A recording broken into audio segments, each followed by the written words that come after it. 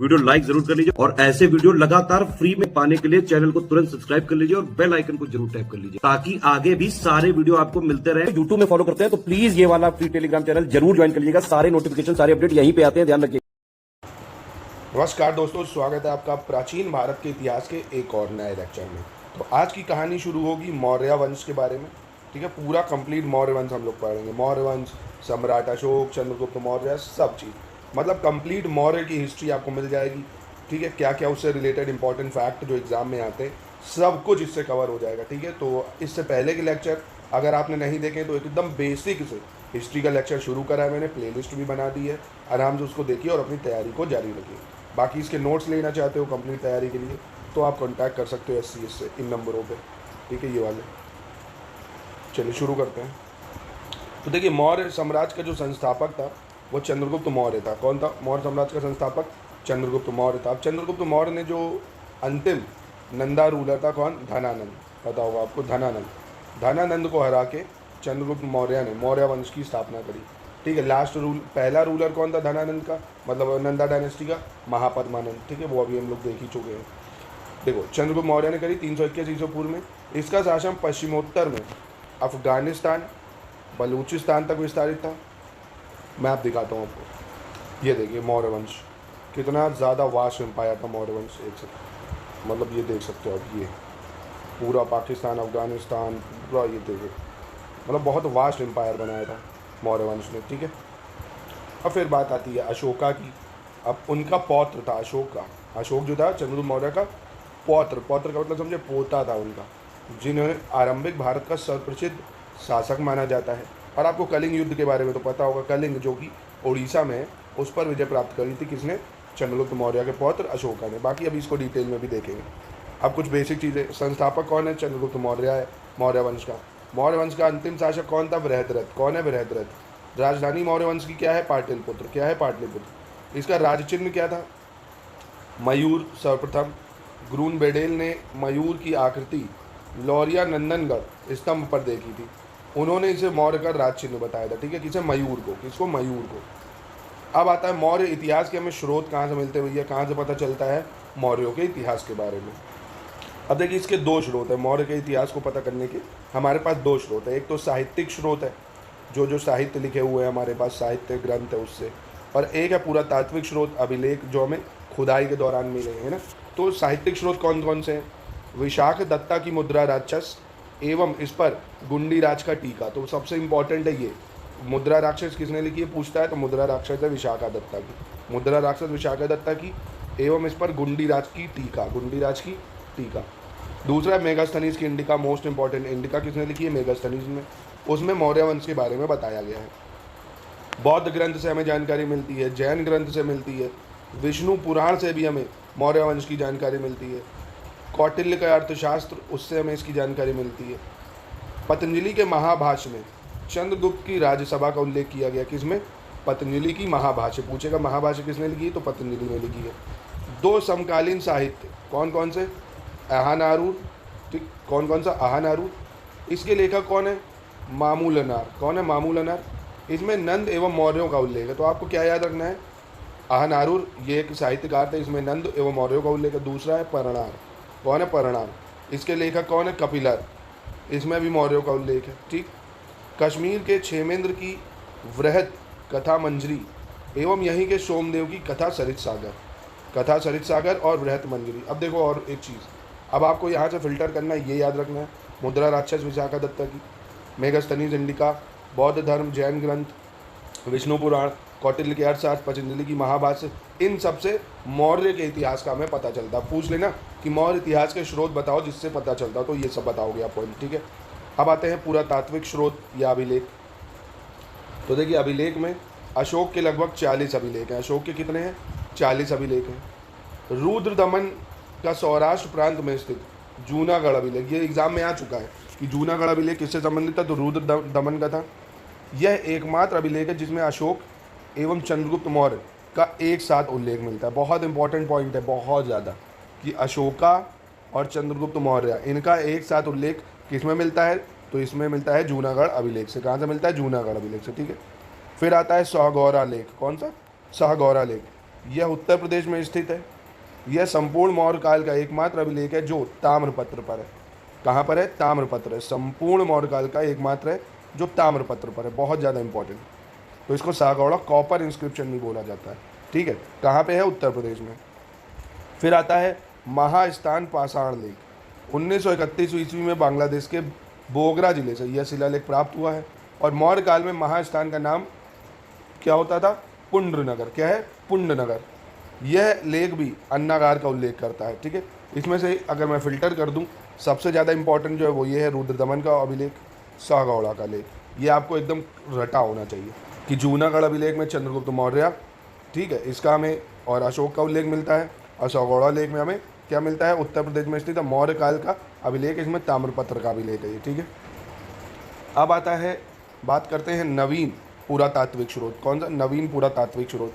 तक्षशिला में स्थित भीरा रोपड़ से प्राप्त एक मोहर पर मौर्यकालीन ब्राह्मी लिपि, गंगा मैदान में स्थित भीटा से प्राप्त मौर्यकालीन किलाबंद नगर एवं श्रेणी भवन, पूर्वी भारत के महास्थानागार से प्राप्त अशोक के ब्राह्मी लेख, बानगढ़ चंद्रकेतुगढ़ की मिट्टी की चार दीवारी, उड़ीसा में शिशुपालगढ़, दक्षिण में सन्नति, कुंडारपुर माधवपुर में प्राप्त पुराणविक सामग्रियाँ मौर्यकाल की हैं। अब देखो एक चीज़, ये एकदम लेटेस्ट में प्राप्त हुए हैं, नवीन पुरातात्विक स्रोत है। क्या क्या है? जैसे तक्षशिला में स्थित भीरा में मिला है, रोपड़ से हमें एक मोहर मिली मौर्यकालीन ब्राह्मी लिपि में, ठीक है, गंगा मैदान में स्थित भीटा से प्राप्त मौर्यकालीन किलाबंद नगर एवं श्रेणी भवन मिला है, पूर्वी भारत के महास्थानगढ़ जो कि बांग्लादेश से है, वहाँ अशोक के ब्राह्मी लेख मिले। तो ये इतना ज़्यादा इम्पोर्टेंट नहीं है, फिर से बता रहा हूँ, ये ज़्यादा इम्पोर्टेंट है। ठीक है, चलिए अब आता है कौटिल्य का अर्थशास्त्र। क्या आता है? कौटिल्य का अर्थशास्त्र आता है। मौर्यों का इतिहास। क्या? मौर्यों का इतिहास, एक सेकेंड, मौर्यों का इतिहास जानने के लिए साहित्यिक स्रोतों में यह सबसे प्रमुख है। क्या? कौटिल्य का अर्थशास्त्र, जो कि चंद्रगुप्त मौर्य ने लिखा था। कौटिल्य के अन्य नाम क्या है? विष्णुगुप्त, चाणक्य, है ना। अर्थशास्त्र राजनीति और लोक प्रशासन पर लिखी गई पहली प्रमाणिक पुस्तक है, राजनीतिक और लोक प्रशासन पर। अब अर्थशास्त्र नाम है तो ये इकोनॉमी की बुक्स नहीं है, ये राजनीति और लोक प्रशासन की। कई लोग इससे कंफ्यूज हो जाते हैं। राजनीति और लोक प्रशासन एक अर्थशास्त्र। कौटिल्य को भारत का मैकियावेली भी कहा जाता है, बहुत इंपॉर्टेंट। कौटिल्य को भारत का मैकियावेली भी कहा जाता है। अब ये अर्थशास्त्र में कुल 15 अधिकरण हैं, जिसको भाग कहते हैं, 180 उपभाग हैं, 6000 श्लोक हैं। यह ग्रंथ अन्य पुरुष की शैली में लिखी गई है और डॉक्टर श्याम शास्त्री ने सर्वप्रथम 1909 में इसे प्रकाशित करवाया था। प्रेजेंट की अगर बात करा जाए तो लेटेस्ट में श्याम शास्त्री 1909 में इन्होंने इसको प्रकाशित कराया था। ठीक है, याद रखिएगा, इसको इम्पोर्टेंट है। अब ये मोस्ट जितनी बार भी मोस्ट लिख दूँ उतना कम है। कौटिल्य द्वारा रचित पुस्तक अर्थशास्त्र में पदों का वर्णन, ये बहुत आता है एग्जाम में। अब इसमें जो मंत्री होता था वो प्रधानमंत्री होता था, मतलब मंत्री जो पद है वो प्रधानमंत्री का है। पुरोहित कौन होगा भैया? पुरोहित जो धर्म दान विभाग का प्रधान होगा वो पुरोहित हो जाएगा। सेनापति होता था जो सैन्य विभाग का प्रधान होगा। युवराज राजा का पुत्र हो गया। दौवारिक, ये इंपॉर्टेंट है, दौवारिक ये राजकीय द्वार रक्षक है, नाम से पता चला दौवारिक राजकीय द्वार रक्षक। ठीक है। अंतर्वेदिक जो अंतपुर का अध्यक्ष होता था, किसका? अंतपुर का अध्यक्ष अंतर्वेदिक। समहर्ता बहुत इंपॉर्टेंट है, समहर्ता कौन था? आय का संग्रह करता, जो पैसा है आ रहा है, मतलब आय है हो रही है जो, उसकी संग्रह करता है, उसको समहर्ता बोलते थे। सन्निधाता पद होता था जो वो राजकीय कोषाध्यक्ष के लिए होता था। राजकीय मतलब जो रेवेन्यू आता था राजा के पास, उस खजाने का, उसका ही अध्यक्ष होता था। कौन? सन्निधिता। फिर प्रशासता जो है वो कारागार के अध्यक्ष होता था, किसका? कारागार का। और प्रदेष्टि जो है वो कमिश्नर होता था। प्रदेष्टि कौन होता था? कमिश्नर। व्यवहारिक, ये प्रमुख न्यायाधीश जो था उसको व्यवहारिक बोलते थे। कौन? प्रमुख न्यायाधीश। नायक जो है वो नगर रक्षा का अध्यक्ष होता था। नायक कौन है? नगर रक्षा का अध्यक्ष। कर्मांतिक कौन होता था? उद्योगों एवं कारखानों का अध्यक्ष। उद्योगों एवं कारखानों का अध्यक्ष। मंत्रिपरिषद, ये अध्यक्ष होता है मंत्रिपरिषद। दंडपाल, इसका भैया अर्थ क्या है? सेना का सामान एकत्र करने वाला। दंडपाल कौन है? सेना का सामान जो एकत्र करता था वो दंडपाल होता था। दुर्गपाल, दुर्ग रक्षक करता था भैया, राजा की दुर्ग की रक्षा करता था। अंतपाल, सीमावर्ती दुर्गों का रक्षक होता है भैया अंतपाल, जो सीमा मतलब जो बॉर्डर एरियाज़ है उस राजा की कहाँ तक है, उसकी जो रक्षा करेगा वो अंतपाल होगा। कर्णक ये लेखाकार होता है। कर्णक कौन होता है? लेखाकार। और पौर नगर का कोतवाल। पौर कौन होता है? नगर का कोतवाल होता था। ठीक है, तो ये इंपॉर्टेंट नाम है, याद रखना, ईजी है, कुछ ज़्यादा टफ नहीं है। मंत्री, पुरोहित, सेनापति, युवराज, द्वारिक, अंतर्वेदिक, समार्ता, सन्निधाता, प्रशासता, प्रदेष्टि। ठीक है, ज़्यादा नहीं, एक बार आराम से हो जाएगा, याद करोगे तो। चलिए आगे बढ़ते हैं। मौर्य काल में राजधानी पाटलिपुत्र थी। ठीक है, जो मेन राजधानी वो पाटलिपुत्र थी। अब इसको क्या कर दिया गया था, पाटलिपुत्र को, मतलब पूरे मौर्य साम्राज्य की 4 राजधानियों में इसको बदल दिया गया था। मतलब उत्तर, दक्षिण, पूर्व, पश्चिम सबकी राजधानी अलग अलग बनाई गई ताकि उन पर कंट्रोल अच्छा हो सके। जैसे जो पूर्वी क्षेत्र की राजधानी थी वो तौशाली थी। पूर्व की राजधानी कौन थी? तौशाली, पूर्व की तौशाली। उत्तरी क्षेत्र की राजधानी तक्षशिला थी। उत्तरी क्षेत्र की राजधानी तक्षशिला हो गई। पश्चिम में उज्जैन स्थित था, वेस्ट में क्या है? उज्जैन हो जाता। और दक्षिण क्षेत्र की राजधानी सुवर्णगिरी थी। कौन सी थी? सुवर्णगिरी। तो याद रहेगा क्या कि पूरब की राजधानी क्या है भैया? पूरब की राजधानी तौसाली, उत्तर की राजधानी तक्षशिला, पश्चिम की राजधानी उज्जैन, दक्षिण की राजधानी सुवर्णगिरी। ठीक है, और मौर्य प्रशासन की जानकारी हमें कहाँ से मिलती है? कौटिल्य के अर्थशास्त्र से मिलती है, और यूनानी लेखक मेगास्थनीज की इंडिका से भी मिलती है। ठीक है, और अशोक के अभिलेखों से भी बहुत सारी जानकारियाँ मिलती है हमें। ठीक है, तो मेजरली 3 स्रोत हैं, कौटिल्य का अर्थशास्त्र, मेगास्थनीज की इंडिका और अशोक के अभिलेख। ठीक है, अब आते हैं बहुत ही इंपॉर्टेंट चीज़, मौर्य प्रशासन के बारे में। बहुत ज़्यादा इंपॉर्टेंट है ये मौर्य प्रशासन, आपको कहीं नहीं मिलेगा इतना सारी वैरायटी एक ही जगह पे। तो मौर्य प्रशासन के स्रोत क्या क्या है भैया? अर्थशास्त्र से मिल रहा है, इंडिका से मिल रहा है, अशोक के अभिलेख से मिल रहा है, रुद्र दमन का जूनागढ़ लेख वहाँ से पता चल रहा है हमको। ठीक है, अब प्रशासन में कौन कौन होता था भैया? केंद्र में तो राजा होगा, यानी सम्राट होगा, राजा के मंत्रीण होंगे, उसकी मंत्री परिषद होगी और अध्यक्ष होते थे। समझ लो, सम्राट, मंत्रीण, मंत्री परिषद, अध्यक्ष। प्रांतों में कौन होता था? मंत्री परिषद और राज्यपाल, जो गवर्नर होते हैं वो होते थे। ठीक है, राज्यपाल मेजरली जो है वो राजा का पुत्र ही होता था। ठीक है, तो केंद्र में ये सब होंगे, प्रांत में मंत्री परिषद और राज्यपाल बस। प्रांत का अनुक्रम क्या होगा, मतलब हायरार्की क्या होगी? तो सबसे पहले मंडल रहेगा, फिर जिला होता था, स्थानीय होता था, 2 दृढ़ मुख होते थे, फिर खरवाटिक, संग्रहण और ग्राम। ठीक है, ये प्रोविंसेस की हायरार्की चलती थी कि पहले एक भैया प्रोविंस है, उसके अंदर मंडल है, फिर आहार है उसके अंदर, फिर उसके अंदर स्थानीय, 2 द्रोणमुख, फिर खरवाटिक, संग्रहण, ग्राम, ऐसे चलता था। ये कितना कुछ खास नहीं है, ये बहुत इंपॉर्टेंट है जो मैं बता रहा हूँ। ये आमत्यास क्या होते थे? या सचिव। तो इन्हीं को यूनानी लेखकों ने सभासद एवं निर्धारक कहा है। किसको? आमत्यास को। जो आमत्या उपधा परीक्षण की परीक्षा पास करता था वही मंत्री बनता था। किसकी परीक्षा पास करता था? उपधा परीक्षण की, वही मंत्री बनता था। दूसरा है मंत्रिण एवं मंत्री परिषद। मंत्रिण एवं मंत्री परिषद आधुनिक कैबिनेट के समान परिषद होती थी, जैसे आज हो रही है ना कैबिनेट मीटिंग भैया होती है, तो रक्षा मंत्री, होम मिनिस्टर, ये सब आते थे, तब भी ये है। और इस मंत्रियों में 4-5 सदस्य होते थे। कितने? 4 से 5 सदस्य। और इन मंत्रियों में कौन कौन सदस्य होता था? तो युवराज होगा भैया, प्रधानमंत्री होगा, सेनापति होगा, पुरोहित और सन्निधाता। कौन कौन? युवराज, प्रधानमंत्री, सेनापति, पुरोहित और सन्निधाता। और सन्निधाता कौन हुआ? अभी बताया मैंने आपको, जो कोषाध्यक्ष था ना, जो कोषाध्यक्ष, राजकीय कोषाध्यक्ष होता था उसको सन्निधाता बोलते थे, मतलब खजाने का अध्यक्ष होता था जो राजा के। ठीक है, समझ गए? कोई दिक्कत? चलो, मौर्य शासन की प्रकृति कैसी थी? तो यह भारत का प्रथम केंद्रीकृत प्रशासन था जिसका जनक चंद्रगुप्त मौर्य था। कुछ इतिहासकारों ने चंद्रगुप्त के शासन को पुलिस राज्य कहा, तो वहीं भंडारकर महोदय ने अशोक के शासन को राजकीय निरंकुशवाद की संज्ञा दी है। ठीक है, मतलब कहने का है, कुछ लोगों ने बोला कि भैया पुलिस प्रशासन था, मतलब पुलिस राज्य, मतलब समझे क्या होता है पुलिस राज्य? पुलिस राज्य होता है जैसे हमारे यहाँ चाइना समझो पुलिस स्टेट है और हम लोग वेलफेयर स्टेट है। पुलिस राज्य मतलब आपको इतनी डेमोक्रेसी नहीं है, आपको हर चीज़ करने का अधिकार नहीं है ना, उसको पुलिस राज्य बोलते हैं। और जो कि वैसा होता है डेमोक्रेटिक लोकतांत्रिक, वो तो भारत जैसे आप देख रहे हो। ठीक है, चलो, केंद्रीय प्रशासन। मौर्य काल में प्रशासन मुख्य रूप से राजा में निहित था। प्रशासन के प्रमुख अंग कौन कौन से थे? कार्यपालिका, व्यवस्थापिका एवं न्यायपालिका, जो आज चल रही है, कार्यपालिका, व्यवस्थापिका, न्यायपालिका। ठीक है, उसका नियंत्रण होता था प्रशासन का, राजा का इन तीनों पे नियंत्रण हो रहा, कार्यपालिका, व्यवस्थापिका और न्यायपालिका। कौटिल्य की अर्थशास्त्र एवं अशोक के शिलालेखों में मंत्री परिषद के बारे में चर्चा की गई है। पतंजलि द्वारा रचित महाभाष्य, ये याद रखना, महाभाष्य किसने लिखी है? पतंजलि ने। चंद्रगुप्त मौर्यकालीन सभा का वर्णन है, ये अभी ऊपर देख लिया। मंत्री परिषद के सदस्यों का चुनाव योग्यता के आधार पर किया जाता था, जैसे पुरोहित, सेनापति, सन्निधाता और युवराज सम्राट की मंत्री परिषद के प्रमुख सदस्य थे।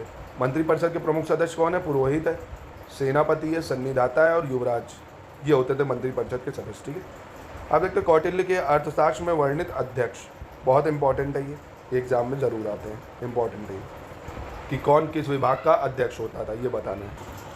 तो देखिए, जो पण्य अध्यक्ष होता था, कौन सा पण्य अध्यक्ष, ये वाणिज्य विभाग का अध्यक्ष होता है। किसका अध्यक्ष होता है?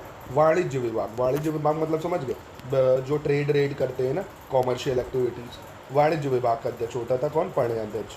सूराध्यक्ष जो है ये आबकारी विभाग का अध्यक्ष होता था। आबकारी विभाग समझे, नशा वशा, शराब अराब, इन सब का आबकारी विभाग सूराध्यक्ष है ना। और सूनाध्यक्ष ये बूचड़ खाने का अध्यक्ष होता है। बूचड़ खाना मतलब जहाँ पे एनिमल्स कटते हैं, है ना, तो सूनाध्यक्ष होता था वो। और ऐसे ही गणिकाध्यक्ष, ये गणिकाओं का अध्यक्ष होता था। किसका? गणिकाओं का अध्यक्ष होता था ये। और गणिकाओं का मतलब देखिए होता है वैश्याएँ जो होती थी उनका अध्यक्ष, है ना, वैश्यावृत्ति जो होती है, गणिकाओं का अध्यक्ष, सब कुछ था वहाँ पे। ठीक है, दूसरा है सीताध्यक्ष। सीताध्यक्ष जो होता था वो कृषि का अधीक्षक होता था। किसका? कृषि के अध्यक्ष को सीताध्यक्ष बोलते थे। अकराध्यक्ष क्या होता था? खनन विभाग का अध्यक्ष। खनन विभाग के अध्यक्ष क्या बोलते थे? अकराध्यक्ष। लिख लीजिए, इसको याद करना पड़ेगा। ठीक है, कूप्याध्यक्ष क्या होता था? जो वनों का अध्यक्ष होता था उसको कूप्याध्यक्ष बोलते थे। क्या बोलते थे? कूप्याध्यक्ष। और आता है कोष्ठगाराध्यक्ष। कोष्ठ का मतलब ही पता चल रहा होगा, कोष्ठगार मतलब जेल का अध्यक्ष, है ना, तो कोष्ठगार का अध्यक्ष। फिर आता है आयुधगाराध्यक्ष। आयुधगाराध्यक्ष ये आयुधगार का अध्यक्ष होता था, दवा वगैरह का, है ना, आयुधगार यानी आयुधगारा का अध्यक्ष। फिर आता है आपका शुल्काध्यक्ष। कौन? शुल्काध्यक्ष। ये व्यापार कर वसूलने वाला होता था। कौन होता था? व्यापार कर जो वसूल करते थे वो। सूत्राध्यक्ष का क्या काम होता था? कताई बुनाई विभाग का अध्यक्ष होता है। किसका? कताई बुनाई। लोहाध्यक्ष ये धातु विभाग का अध्यक्ष होगा। लक्षणाध्यक्ष ये टकसाल का अध्यक्ष होता है। लक्षणाध्यक्ष टकसाल का अध्यक्ष। विविताध्यक्ष ये चरगाहों का अध्यक्ष है। विविताध्यक्ष चारागाहों का अध्यक्ष है। और वही मुद्राध्यक्ष जो है ये पासपोर्ट विभाग का अध्यक्ष है। मुद्राध्यक्ष पासपोर्ट विभाग का अध्यक्ष होता था। देवताध्यक्ष ये धार्मिक संस्थाओं का अध्यक्ष होता है। किसका? धार्मिक संस्थाओं का। पैतवाध्यक्ष होता है, ये होता है मनानीकृत भार व माप का प्रभारी, जो भार वगैरह होते हैं ना उनका प्रभारी। फिर होता है अश्वाध्यक्ष, ये घोड़ों का अध्यक्ष है। हस्ताध्यक्ष हाथियों का अध्यक्ष हो गया, आसान है। सुवर्णाध्यक्ष सोने का अध्यक्ष हो गया। अच्छ पटलाध्यक्ष ये महालेखाकार है, अच्छ पटलाध्यक्ष। फिर रथाध्यक्ष ये युद्ध रथों का अध्यक्ष है। युद्ध रथों का अध्यक्ष रथाध्यक्ष। पदाध्यक्ष ये पैदल सेना का अध्यक्ष है, पदाध्यक्ष। पणाध्यक्ष व्यापार, मूल्य निर्धारण और राज्य द्वारा चलाई जाने वाली निर्माण इकाइयों द्वारा उत्पादित वस्तुओं की बिक्री के प्रभारी का अधिकारी ये होता था। रूप दर्शक सिक्कों का निरीक्षक होता था भैया, रूपक सिक्कों को बोलते थे, सिक्कों का अध्यक्ष होता था। लवणाध्यक्ष, लवणाध्यक्ष क्या होता था? नमक विभाग का अधिकारी होता था। लवणाध्यक्ष मतलब नमक विभाग का अधिकारी। अब लवण का मतलब ही होता है नमक, ठीक है। पतनाध्यक्ष बंदरगाहों का अध्यक्ष। पतनाध्यक्ष बंदरगाहों का अध्यक्ष। संस्थाध्यक्ष बाजार का अधीक्षक हो गया, संस्थाध्यक्ष। और नवाध्यक्ष जहाज रानी विभाग का अध्यक्ष हो गया, ठीक है। तो ये सब आपको याद रखने हैं, काफ़ी महत्वपूर्ण है, एग्जाम में ये आते हैं। मैचिंग करने ही को दे देगा 4 तो भी बढ़िया रहेगा, है ना, तो अच्छे से याद करिए इसको। चलिए अब देखते हैं प्रांतीय प्रशासन के बारे में। मौर्य काल में प्रशासन में कुशलता के लिए साम्राज्य को आरंभ में 4 प्रांतों में बांटा गया था। बाद में अशोक के कार्यकाल में प्रांतों की संख्या 5 हो गई थी। पहले 4 थी, अशोका ने 5 कर दी। 5 कौन कौन से प्रांत थे? देखिए, प्राची, उत्तरापद, दक्षिणापद, अवंती और कलिंग, ये 5 थे। प्राची, उत्तरापद, दक्षिणापद, अवंती, कलिंग। प्राची, उत्तरापद, दक्षिणापद, अवंती और कलिंग थी। उत्तरापद की राजधानी तक्षशिला थी। दक्षिण की सुवर्णसिरी अभी मैंने ऊपर बताई थी। अवंती उज्जैनी हो गई भैया, जो पश्चिम में थी। कलिंग की तोसाली हो गई क्योंकि पूर्व में है। और प्राची की राजधानी पाटलिपुत्र। प्राची की राजधानी पाटलिपुत्र, ठीक है। प्रांतों पर प्रशासन के लिए कुमार को नियुक्त किया जाता था। किसको? कुमार को नियुक्त किया जाता था, या गवर्नर होता था। यह कुमार राजवंश से संबंधित होते थे। मोस्टली युवराज ही होता था प्रांतों का जो प्रशासन संभालता था। और प्रांतों को आगे और भागों, जिले और ग्राम में बांट दिया जाता था, नहीं जैसे अभी ऊपर बताया था मैंने आपको। ग्राम जो थी वो प्रशासन की सबसे छोटी इकाई थी, मतलब हायरार्की जो चलेगी ना, ऐसे हायरार्की में प्रांत सबसे ऊपर होगा, गांव सबसे नीचे होगा। ठीक है, चलिए नेक्स्ट देखते हैं। 100 गांवों के समूह को संग्रहण कहा जाता था। सभी प्रशासनिक इकाइयों में प्रशासन के लिए अलग अलग अधिकारियों की नियुक्ति की जाती थी। ठीक है, अब ये भी आपको पूछना है, अधिकारी भी पूछेगा भी आपसे। अब बात आती नगर प्रशासन की, तो मौर्यकालीन नगर व्यवस्था की जानकारी मेगास्थनीज की पुस्तक इंडिका से मिलती है। इस पुस्तक में मेगास्थनीज ने नगर के प्रशासन के लिए 6 समितियों का वर्णन किया है। कितनी? 6 समितियों का। प्रथम समिति, इसमें उद्योगों का निरीक्षण करना। क्या है? उद्योगों का निरीक्षण करना। द्वितीय समिति, क्षेत्र में आने वाले विदेशियों की देखरेख करना। क्षेत्र में आने वाले विदेशियों की देखरेख करना। तृतीय समिति, इस समिति का कार्य जनगणना करना था। क्या होता था? सिर्फ जनगणना करती थी। चौथी समिति जो होती थी, इस समिति का कार्य व्यापार और वाणिज्य की व्यवस्था करना होता था। पंचम समिति, इस समिति द्वारा विक्रय और इत्यादि की व्यवस्था की जाती थी। और षष्ठ समिति में बिक्री इत्यादि की व्यवस्था की जाती थी, क्या खरीद फरोख्त करना है। तो ये 6 समितियाँ थी नगर प्रशासन की। कहाँ की? नगर प्रशासन के लिए ये 6 समितियाँ होती थी। अब आता है नेक्स्ट पॉइंट, देखते हैं। यूनानी लेखक मेगास्थनीज ने अपनी पुस्तक इंडिका में पाटलिपुत्र के नगर प्रशासन के वर्णन किया है। पाटलिपुत्र नगर का प्रशासन 30 सदस्यों के समूह द्वारा किया जाता था और इसकी कुल 6 समितियाँ होती थी तथा प्रत्येक समिति के 5 सदस्य होते थे। ठीक है, तो यह तो हमने देख लिया ये। अब आता है न्याय प्रशासन। कौन सा प्रशासन? न्याय प्रशासन। मौर्य काल में विभिन्न किस्म के मामलों के लिए अलग अलग न्यायालयों की व्यवस्था की गई थी। ग्राम न्यायालय सबसे निम्न स्तर पर न्यायालय था, तो ग्राम सबसे छोटी इकाई था, तो ग्राम न्यायालय सबसे नीचे स्तर पर हो जाएगा। इस न्यायालय में ग्राम प्रधान एवं गांव के बुजुर्ग लोगों द्वारा न्याय किया जाता था। ग्राम प्रधान और गांव के बुजुर्ग लोग। राजा का न्यायालय मौर्यकाल का सर्वोच्च न्यायालय था। ठीक है, राजा का न्यायालय जो होगा वो सबसे ऊपर होगा। अब देखते हैं सैन्य प्रशासन। सैन्य प्रशासन क्या था? मौर्यकाल में साम्राज्य के विस्तार का एक प्रमुख कारण उनकी संगठित व सुव्यवस्थित सेना थी। देखो, मौर्य की सेना आपको पता होगा बहुत ही विशाल थी। ठीक है, इसको कई भागों में विभाजित किया गया था। मौर्य काल में पैदल सेना, घुड़सवार सेना, हाथियों वाली सेना यानी गज सेना, रथ सेना व नौसेना प्रमुख थी। मतलब ये सारी सेनाएं थी इनके पास। ये सेनाएं किसी भी दशा में राज्य की सुरक्षा करने में सक्षम थी। सैन्य प्रबंध के जो सर्वोच्च अधिकारी था उसको अंतपाल कहा जाता था, ये याद रखना है। जो सैन्य विभाग का सबसे ऊपर का अधिकारी होता था वो अंतपाल होता था। यूनानी लेखक ने अपनी पुस्तक में मौर्यकालीन सेना का वर्णन किया है।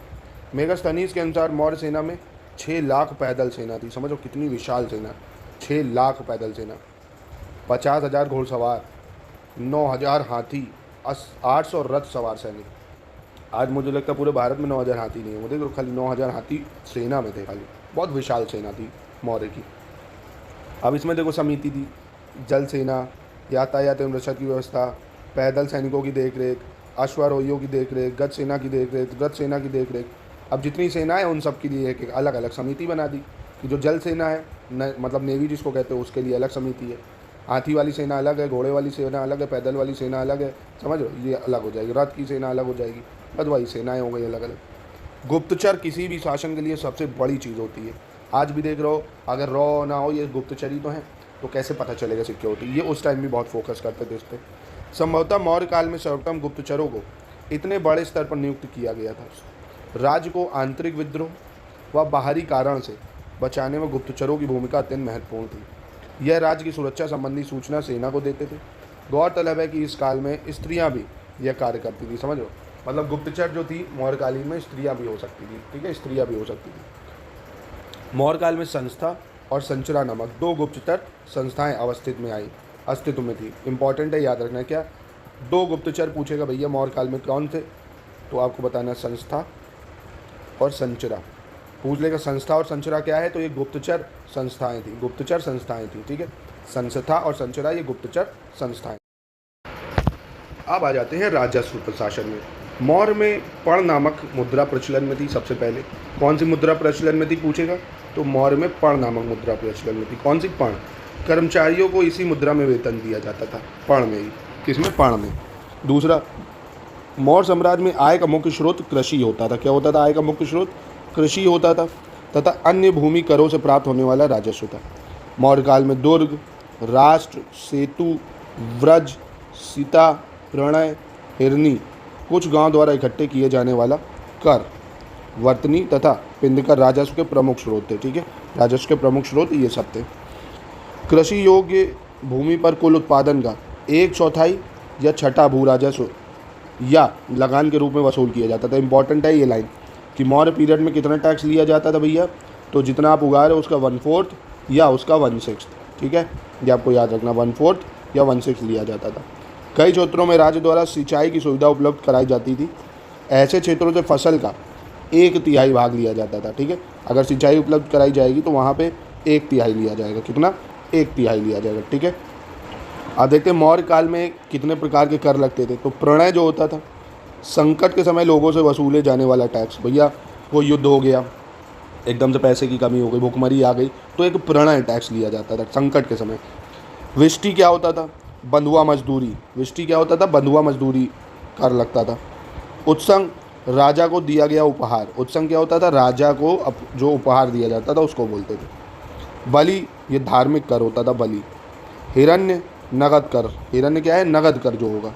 रज्जू क्या होगा? रज्जू, भूमि माप के समय वसूल किया जाने वाला कर। तो जो आपकी भूमि की नपाई कर रहा है उसके टाइम जो टैक्स लिया जाएगा उसको रज्जू बोलेंगे। चोर रज्जू, जो पहरेदार कर होगा, पहरेदारी जो करता नहीं, जागते रहो, उसको बोलेंगे रज्जू, चोर रज्जू। विविध, ये चारण कर होगा। कौन सा? चारण कर। कौष्टक, कौष्टक होता है सरकारी जलाशयों के नीचे की भूमि पर कर। जो सरकारी जलाशय हैं उनके नीचे की भूमि पर जो कर लगता था उसको कौष्टक बोलते थे। वर्तनी, ये आयात कर होता था। क्या होता था? आयात कर, ठीक है। अतिवाहिका, ये मार्गदर्शन कर होता था। अतिवाहिका क्या होता था? मार्गदर्शन कर। और गुलमदेही क्या होता था? सैनिक कर। गुलमदेही क्या है? सैनिक कर है गुलमदेही। आयात कर जो है वो आयातित वस्तु के मूल्य का 1/5 भाग, कितना? 1/5 भाग राजस्व के रूप में लिया जाता था। आयात कर कितना लेते थे? जितनी भी आप आयात करोगे, कोई चीज़ें एक्सपोर्ट करना, उसका 1/5 आयात कर लिया जाता था आपसे, ठीक है। बाजार कर को आयोजित, वो तो मतलब वही है, आयात कर 1/5। मूसिका कर, प्लेग के दौरान लिया जाने वाला कर है। कौन सा कर? मूसिका कर। प्लेग जो नहीं, चूहे के कारण हो जाता है तो उसको मूसिका कर कहते थे, ठीक है। मौर्यकालीन राजस्व आय के नाम। दुर्ग, नगरों से जो प्राप्त आय होती थी उसको दुर्ग कहते थे। जो नगर से आय प्राप्त होती थी उसको क्या कहते थे? दुर्ग कहते थे। इंपॉर्टेंट है भाई, बहुत ज़्यादा। राष्ट्र, जनपदों से प्राप्त आय, जो जनपदों से प्राप्त होती है उसको राष्ट्र कहते थे। सेतु, फल फूल सब्जियों से जो आय प्राप्त होगी उसको बोलेंगे सेतु, फल फूल सब्जियों से। ब्रज, पशुपालन से प्राप्त आय जो है, ब्रज पशुपालन से प्राप्त आय। सीता, राजकीय भूमि से प्राप्त आय। सीता क्या है? राजकीय भूमि से प्राप्त आय। उदक भाग, सिंचाई कर। उदक भाग क्या है? सिंचाई कर। और हिरण्य क्या है? नगद राजस्व। हिरण्य क्या है? नगद राजस्व। हिरण्य नगद राजस्व, ठीक है। तो दुर्ग याद रखना है आपको, राष्ट्र, सेतु, ब्रज, सीता, उदक भाग और हिरण्य, ये मौर्यकालीन राजस्व के नाम है, ठीक है, इंपॉर्टेंट है। चलिए आगे बढ़ते हैं।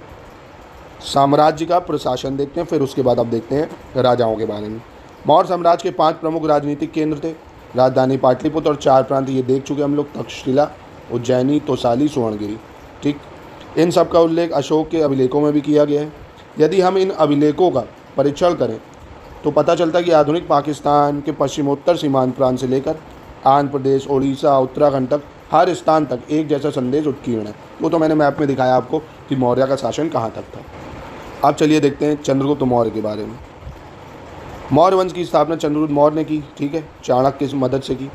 चंद्रगुप्त मौर्य को पाटलिपुत्र प्रथम भारतीय साम्राज्य का संस्थापक, भारत का प्रथम ऐतिहासिक सम्राट और भारत का मुक्तिदाता आदि नामों से भी जाना जाता है। भैया बहुत सारे नाम है चंद्रगुप्त मौर्य के, ठीक है।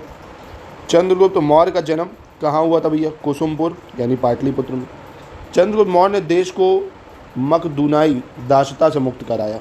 जो मकदूनाई दासता थी उससे मुक्त कराया, इसलिए उसे भारतीय स्वतंत्रता संग्राम का नायक एवं भारत का मुक्तिदाता भी कहते हैं भैया, ठीक है।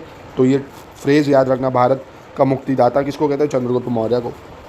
यूनानी विद्वानों ने चंद्रगुप्त मौर्य को सेंद्रोकोतस कहा है, बहुत इंपॉर्टेंट। सेंद्रोकोतस कौन है? चंद्रगुप्त मौर्य। सेंद्रोकोतस कौन है? चंद्रगुप्त मौर्य। विलियम्स जोन ने इसको बोला है ये, ठीक है। और सेल्यूकस ने मेगास्थनीज को मौर्य दरबार में राजदूत के रूप में भेजा था। मेगास्थनीज को भेजा था सेल्यूकस ने, और मेगास्थनीज ने इंडिका पुस्तक लिखी है, ये भी बता दिया आपको। चंद्रगुप्त मौर्य मौर्य साम्राज्य का मुख्य निर्माता था। उसने विशाल साम्राज्य का निर्माण किया जिसमें बिहार, नेपाल, मतलब आप उसके साम्राज्य के बारे में बता दीजिए।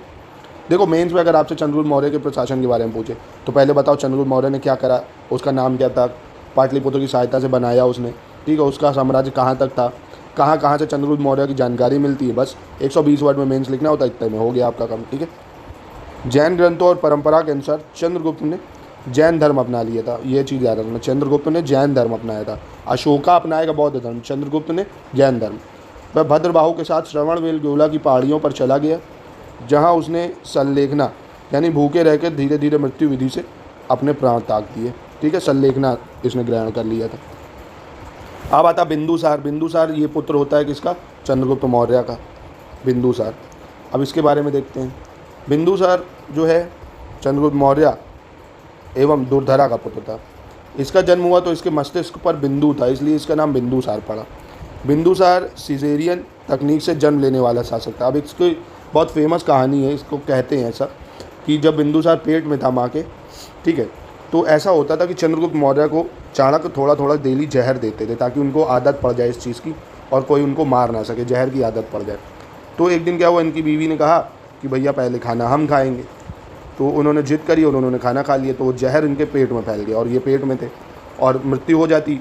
तो इसलिए क्या करा, चाणक्य ने पेट फाड़ के इनको निकाला, कि इसको बिंदुसार को, तो वो तलवार की कहते हैं बिंदु बन गई इनके मत्थे पे, तब से इनका नाम बिंदुसार पड़ा। और कहा जाता है बिंदुसार ने ही चाणक्य को मार दिया था, उनकी कुटिया उटिया जला दी थी, ऐसा कहा जाता है कि भैया तुम्हारी माता को इसी ने मार दिया था, बिंदुसार को खूब भड़काया गया। चलो खैर, यूनानी लेखकों ने बिंदुसार को अमित्रोचेतस यानी शत्रुओं का संहारक के नाम से संबोधित किया है, जबकि महाभाष्य में उसका उल्लेख अमित्रघात यानी शत्रुओं का हत्यारा से हुई है, ठीक है। तो अमित्रोचेतस, अमित्रघात ये है बिंदुसार, और सेंद्रोकोतस है चंद्रगुप्त मौर्य। सेंद्रोकोतस कौन है, चंद्रगुप्त मौर्य। अमित्रघात कौन है, अमित्रघात है आपका बिंदुसार। बिंदुसार ने 2 सागरों के बीच की भूमि अरब सागर और बंगाल की खाड़ी पर विजय प्राप्त की। यूनानी स्रोत उसके पश्चिम राजाओं के साथ कूटनीतिक संबंधों का भी उल्लेख करते हैं। एक स्ट्रैबो के अनुसार एंटियोकस यानी सीरियाई राजा ने डिमाचस को बिंदुसार के दरबार में राजदूत के रूप में भेजा था। इंपॉर्टेंट लाइन है क्या, स्ट्रैबो के अनुसार एंटियोकस, वो सेंद्रोकोतस आया, सेंद्रो मतलब सेल्यूकस ने भेजा था मेगास्थनीज को, अब ये एंटियोकस आया डिमेचस के शासनकाल, मतलब डिमेचस को भेजा किसने, एंटियोकस ने डिमेचस को भेजा बिंदुसार के दरबार में। इसी प्रकार प्लीनी ने उल्लेख किया है, प्लीनी ने, कि मिस्र के राजा टैलमी द्वितीय फिलाडेल्फस ने डियोनिसिस को राजदूत के तौर पर भारत भेजा था। तो आपको ये याद रखना बहुत इंपॉर्टेंट है, ये मैं फिर से बता रहा हूँ इसको आपको, क्या क्या, ये एक तो एंटियोकस सीरियाई राजा, इसने डिमेचस को भेजा बिंदुसार के दरबार में, और मिस्र के राजा टैलमी द्वितीय ने फिलाडेल्फस को भेजा, फिलाडेल्फिस ने डियोनिसिस को भेजा बिंदुसार के दरबार में। पूछ लेगा डियोनिसिस किसके शासनकाल में आया, तो बिंदुसार के शासनकाल में आया, ठीक है।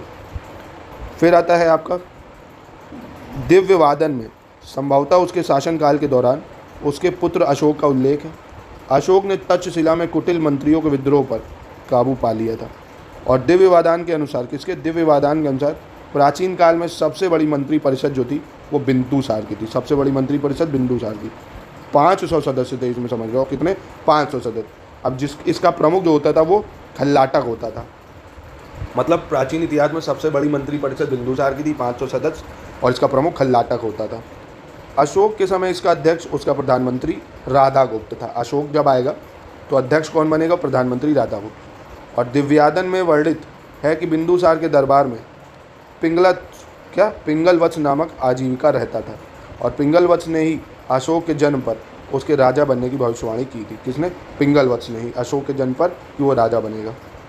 तो दोस्तों इतना याद रखिए, मौर्य वंश का ये है पार्ट 1। अब मौर्य वंश का एक और पार्ट करेंगे जिसमें पूरा डिटेल में सिर्फ अशोक के बारे में पढ़ेंगे, क्योंकि अशोक के बारे में काफ़ी इंपॉर्टेंट चीज़ें बहुत सारी जो एग्ज़ाम में आती हैं, अशोक के शिलालेख ये सब। तो आपको बस ये याद रखना है जितना आज मैंने पढ़ाया है, प्लीज़ इसके नोट्स बना लीजिए, ये सब बहुत ज़्यादा इंपॉर्टेंट है।